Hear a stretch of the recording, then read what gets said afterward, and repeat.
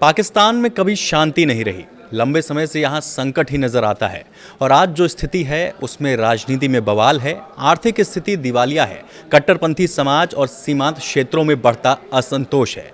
ये सब एक साथ पाकिस्तान को घेर रहे हैं। इतना ही नहीं, बलूचिस्तान युद्ध क्षेत्र बन चुका है। खैबर पख्तूनख्वा में विद्रोह और आतंकवाद का चक्र चल रहा है और अब पाकिस्तान अधिकृत कश्मीर में भी विरोध की आग धधक रही है। नमस्कार, मैं हूं हिमांशु और आप देख रहे हैं न्यूज़ 18। पाकिस्तान में इस वक्त जो हालात बने हुए हैं उसे देखकर ये कहना गलत नहीं होगा कि जल्द ही भारत को नया पड़ोसी मिल सकता है पंजाबिस्तान के तौर पर। जिस तरह से बलूचिस्तान और पीओके में बवाल चल रहा है वो मुनीर के आगे घुटने तो नहीं टेकने वाले हैं। इस वक्त पीओके में हो रहे प्रदर्शन इस्लामाबाद के लिए सबसे खतरनाक संकेत हैं। ये प्रदर्शन न सिर्फ पाकिस्तान की प्रशासनिक पकड़ को कमज़ोर कर रहे हैं बल्कि उसके दशकों पुराने उस दावे को भी चुनौती दे रहे हैं कि वो कश्मीरियों की आज़ादी चाहता है और उनके दुख दर्द में उनके साथ है। सालों तक पीओके के लोग, खासकर मीरपुरी, पाकिस्तान के अंतर्राष्ट्रीय कश्मीर मुहिम के सेंटर में रहे हैं। ब्रिटेन में उनका डायस्पोरा पाकिस्तान की कथा को मजबूत करता है। इसलिए आज पीओके में विद्रोह हो रहा है तो ब्रिटेन में भी इसी तरह के प्रदर्शन देखने को मिल रहे हैं। पीओके के लोगों की शिकायत सीधी और इस्लामाबाद के लिए ज़्यादा खतरनाक है। वे खुद को पंजाब प्रधान पाकिस्तान के दूसरे दर्जे के नागरिक मानते हैं। उन्हें लगता है कि वे बस एक और उपनिवेश की तरह हैं जिनका हाल बलूचों या पश्तूनों से अलग नहीं है। उनका गुस्सा रातों रात नहीं जागा, ये दशकों की राजनीतिक उपेक्षा और आर्थिक लापरवाही से सुलगा है। हालांकि इसकी तत्काल वजह पाकिस्तान की लंबी आर्थिक गिरावट रही, लेकिन पाकिस्तान की राजनीतिक व्यवस्था में संसाधन हमेशा पंजाब की तरह झुकते रहे हैं। बाकी प्रांत बचे हुए टुकड़ों पर गुजारा करते थे। ऐसे में अर्थव्यवस्था बिगड़ी तो टुकड़े भी गायब हो गए।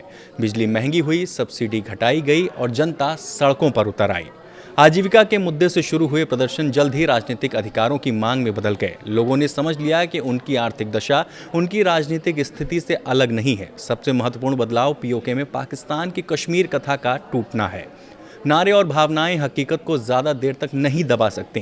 इतना सब कुछ ठीक उसी समय हो रहा है जब पाकिस्तान को कूटनीतिक रूप से थोड़ी राहत मिलती लग रही है। 10 साल तक हाशिए पर रहने के बाद जब डोनाल्ड ट्रंप की वापसी हुई तो पाकिस्तान के साथ उनके बढ़ते रिश्ते ने उन्हें एक बार फिर वैश्विक मंच पर प्रासंगिक कर दिया। लेकिन पाकिस्तान का इतिहास सावधानी बरतने की नसीहत देता है।